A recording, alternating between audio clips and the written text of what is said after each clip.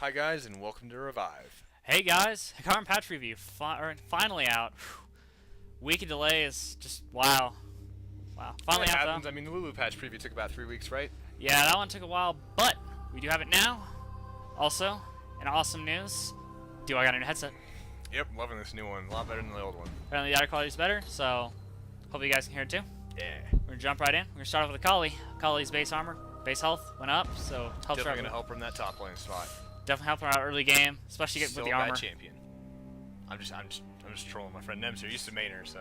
Akali's a good assassin. She's just very, very squishy, especially top, where it's pretty much one of her best lanes. So, Yeah, really the only place you can go, but you know, she can go mid fairly well. good Oh, though. whatever. So I guess we got what? Who's up next on the list? Kale, I think, got a little bit of a buff, didn't she? Kel got a lot of a buff. Come on, went into the patch preview and everything. I know, right? Divine Blessing, heal went up, movement speed increase went up, movement speed duration went up, and the mana cost went up. Definitely a lot of help for that one. I feel this will definitely make the movement speed less of a joke on it now. And you actually probably do something with it. You know, catch down, chase enemies down. Kind of like a little bit of a blood boil from Nunu, you know what I mean? Yeah, that movement build was speed pretty there. good. Yeah. And this helps her out with support too. Like that's pretty awesome. Yeah. And And really be good. It's a cool ability on if you're trying to play her as a carry, and a great ability if you're playing her as a support. And next we got Janna, who probably got nerfed because of X Special, right? X Special, Ah. IPL, man, those monsoons were beautiful. They were all perfectly timed, great positioning. This man can really show you how to play support. I do want to give a shout out. X Special does stream. I know you guys like to watch Dyrus a lot, but go give X Special some love. He's a really cool player. He's amazing. He's the best support I've ever seen. But we're pretty much because of him. Monsoon's knockback went down, and the mana cost was reduced, so she can't knock back people as far. Also, Howling Gale now knocks the target further into the air the longer its channels. This helps out with them ganking a lot. A lot of ganks. Yeah, I think like it's a really cool thing because it kind of like fits in more with It kind of fits in with the theme of the Yeah, longer yeah, you yeah, channel yeah. it, like the more powerful it gets. So, you know, more of like kind of a lore-esque thing, more of a feeling to it. You know, I think it's kind of cool. Gives it a little bit of a flavor to it. pretty awesome. Lulu bug fix. I love this one. Oh yeah, this one was really important. We mentioned this back on our champion review that if you put help picks on an ally and picks shot and got the last hit while on that ally, Lulu would actually steal the kill. The ally would not get it. Yeah, so if And- you're supporting and you throw it on the AD carry, you're still in creep farm. And we got thank you very much for that. Yeah, Thank you very much for this fix, Riot. You- She needed it. kills being stolen too, like entire kills just because picks happened to get the last hit, which Wow, kind of points. sucked. Yeah. Though, don't get me wrong, didn't make her not at all by any means was she a bad champion because of it. It just kind of, sucked. It was just kind of irritating, Yeah. which is good. But yeah. Well, it's good that it was fixed, not good that it was irritating. Oh, well, of course. Oh, next up on our list is Said Sejuani. Yeah, that one. Don't see her a lot, sorry, for you Sejuani fans out there. She got a buffed. Her cooldown on her Glacial Prism was reduced, and the mana cost on her Arctic Assault, I'm sorry, her mana cost on Arctic Assault was lowered, which I think really helps because she's an AP jungler, which I feel that sometimes they can be really mana dependent, and now with this cooldown on her main, camp or mana quad. Hugabaya, Hababaya, Hayabama. Ara! what he's trying to say is, apparently, is like Sejuani's just not seen very much because she's just kind of eh. And now like mana cost is going down, helps out with the jungling a little bit. The Glacial Prison cooldown allows her to actually get into fights a lot more. Yeah. She's just really eh right now. Yeah, I think that this buff will definitely help her out, make her a little more competitive. That ult is amazing, great initiate, great, catching mechanism. That's a really good initiate. Yeah, 5-man stun, it's kind of good. And, I definitely like the mechanics of it, the closer you are to the center of it, the more you're stunned, so, you stay spread out. It's really I cool. like that, yeah. Yeah. Alright, now we're going to talk about T-Swain. And he got a buff, and I think this is definitely a quality of life change, really more than a huge buff. What do you say, Nimbus? Yeah, good old T Swain. Ravenous Flock upkeep cost just got reduced a little bit, so you can keep it up a little longer. Just good. Definitely there, I think, was aimed at, because since blue, this quality of life has changed since when he used to have blue, he could keep Ravenous Flock up almost indefinitely if he had enough mana regen, on his own, plus the blue buff. But now it definitely can't do that since it was nerfed. Yeah, this helps out a lot. It's really good for him. Also, his basic attack frame speed, so his like wind up, his little attack animation, was increased. So it helps him out last hitting a little more, which is good. Easier last hits means more gold. More gold means more poning. Alright, next we got up on the list is Teemo. And I'm going to let Nemesis take this little rant. Yeah, I have a little bit of a bone to pick with Riot, because when Riot gave out their patch preview, they were like, oh, we have some cool changes coming at Teemo with his ult and move quick. And what did they actually do? Well, move quick's cooldown got reduced, and they fixed a bug with his ult that wouldn't... That was nice, though. This was a nice quality of life change. It wouldn't change the recharge time until you hit full stacks, so... Yay? They did that with a Kali Karma, too. Yeah, they just did it with all the charge champions, so it was just kind of... Don't say cool unless it's actually going to be cool. These are bug fixes and a cooldown reduction. Yay! It's nice for quality of life change. Oh, it is nice, but it's not cool. It's not like hip hop. It's not like I'm pretty sure everyone was expecting like his ult was gonna do something ridiculously awesome now. That didn't happen.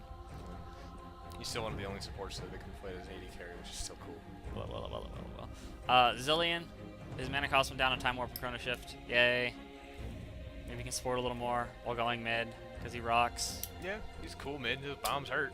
Damn bombs. Damn bombs. They secure kills. That's actually kind of cool. Like when I ever support with him and they get away with like 10 HP, I'm like, there's a bomb on them. So, I mean, they're dead. Whatever. They're dead. It worked. I'm getting an assist at least. He's really cool. I like this. I like him. He's a cool champion. I like him getting a little bit of a buff. Just hopefully we can start seeing him more. Another thing, or no, now we're just gonna move on to items. Yay. Yeah. Big one. Doran's items being nerfed. Oh wow. Yes, please. Doran's blade and Doran's ring. Health was reduced to 80 from 100. So maybe this will discourage mid from getting into the stupid arms race where everybody buys like 3 Doran's rings a piece. Bot buying 3 Doran's blades a piece. It's kinda silly. I tend not to like it because I play top, and we don't do that shit top. We just rush Wriggles. Sure. It's a whole different lane up there. We just rush Wriggles. None of this Doran stacking shit. Whatever. I really don't like it. It's just good.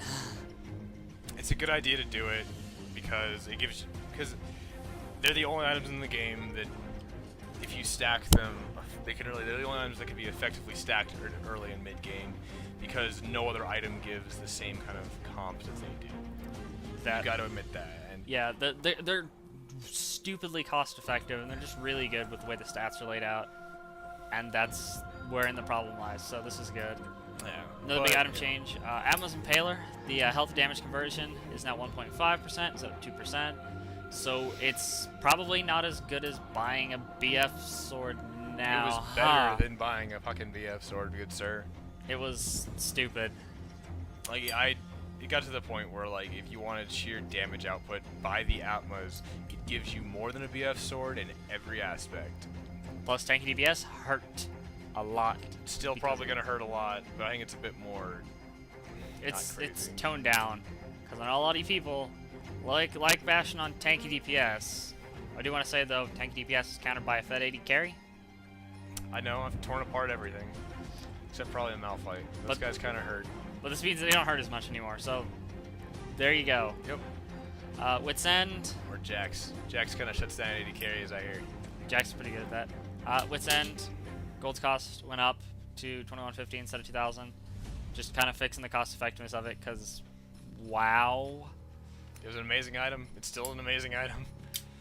I mean, it's... How'd I put this? Getting armor, or not armor, magic resist at AS and an on-hit damage.